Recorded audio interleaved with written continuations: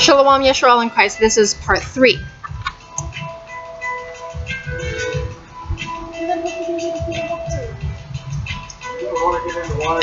Vernal equinox tells us when to start our new year. This is why the native barbarian tribes of Europe built stone calendars to mark the vernal equinox based on the sunrise in the east. It, along with the following new moon after the vernal equinox, marks our new year, without which we are unable to count and mark the correct times for the feast days of the Jews. There's a lot of good information about the Hebrew calendar in the book of Enoch, which I don't have time to get into at this time. All our native friends throughout the land built stone calendars marking the vernal equinox. The North American Indians did this. The Celts did this. The Egyptians, which were actually the Hyksos, Hyksos, who built the pyramids of Egypt, did. They were the Hyksos tribes were the Israelites, which they were not called Israelites at that time. They were called the Hebrews, and they were not natives to Egypt, but they became eventually, because of Joseph's contributions to Egypt, they became rulers over the Egyptians and built the pyramids. During their time of rulership in Egypt, it is not the slaves who built the pyramids. That is false information from the Christian church.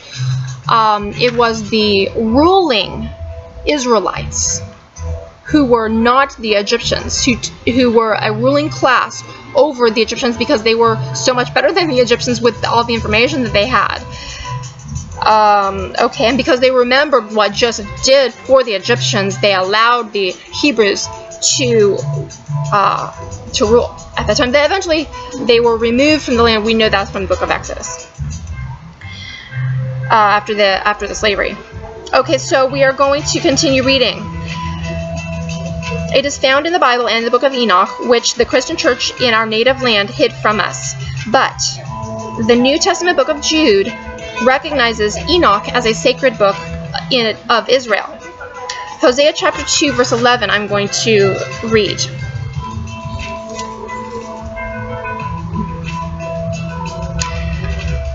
It says,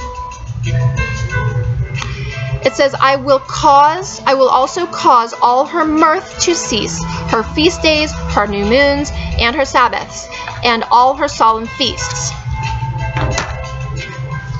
This is why we lost our Sabbaths. Even the Saturday Sabbath, taught to us by the wicked Edomites, which is the so-called Jews, is the incorrect Sabbath. We must base counting days of observance off observance of the new moon, which is the first visible sliver of the new moon in the sky. The new moon is not the conjunction. It's invisible, so you can't observe it. And sometimes there are 2 days of conjunction. That's not the new moon. The so-called astronomers call that the new moon. No, the biblical new moon is the first visible sliver of the new moon, which appears in the sky after the conjunction occurs. We must base counting days off the observance of the new moon. Hosea chapter 2, verse 14. Therefore, behold, I will allure her and bring her into the wilderness and speak comfortably unto her. This time has come. This time is now. This is happening now. All Adele's music is for the kingdom of Israel. It is for us from the Most High. I will reveal that in time, the interpretations of Adele's music for us from the Most High. He said to me, and I quote, It's not a message from me, you think. That's what I'm doing. Only the true listeners will hear. End quote. That's a message from the Most High about Adele's music. I believe there are other things the Most High is doing in the music industry to call us back into the land as well. A lot of people are listening. I don't have time to go into that in detail. People don't understand the messages that they're hearing from the Most High through this music. I desire to interpret that for them in time, if the Most High allows me to. Adele is a sinner native just like us. She curses in public. But that doesn't matter. She had a child out of wedlock. But that doesn't matter. She is a native Hebrew Ephraimite by blood. She calls God's people to return through her music.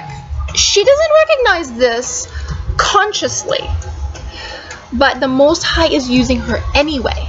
That is what it means when I will speak comfortably to her. We love Adele's music. She's wildly popular. I love her music. I mean, she's a fantastic singer, and she appeals to the black race, in my opinion. Listen to how she sings. She's bluesy. She's got soul. I mean, I think she's better than Aretha Franklin when it comes to soulful singing. But she's a white lady. She's amazing in her singing and her interpretation of the songs that she writes.